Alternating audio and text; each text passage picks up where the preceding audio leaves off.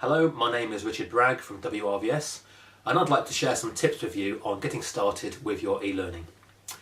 In WRVS we're a year into our e-learning project and we've come a long way in that time.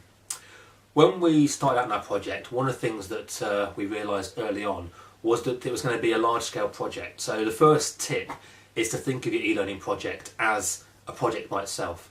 So think of it using a project structure and project methodology as best you can.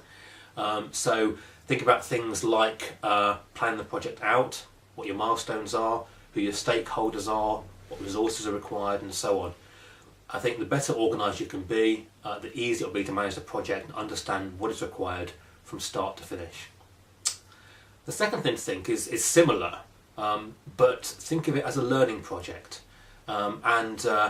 If you think of a training course and what goes into planning that, or any learning activity, then planning your e-learning is no different from that.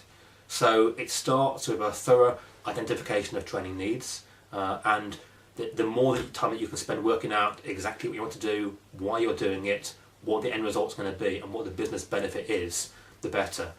So a thorough identification of training needs at the start, then go into the design stage and follow that through very carefully, making sure that you meet the needs that you've identified.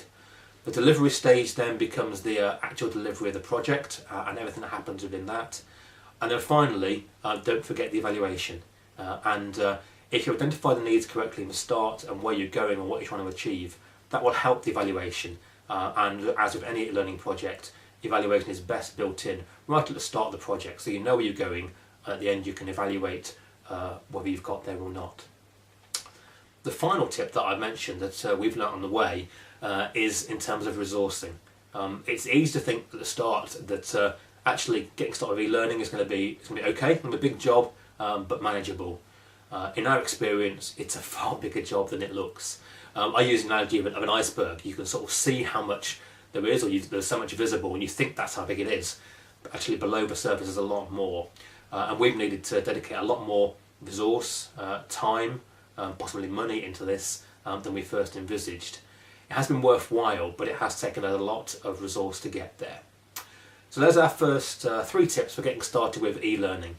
Think of it as a project and use project methodology as much as you can to manage the project well. Think of it as a learning activity and think about it just as if it was any other learning activity and consider it in the same way. And then finally, don't underestimate the resource that you need. Hopefully these tips will help you get started and help you on your way to have a successful e-learning project. Thank you.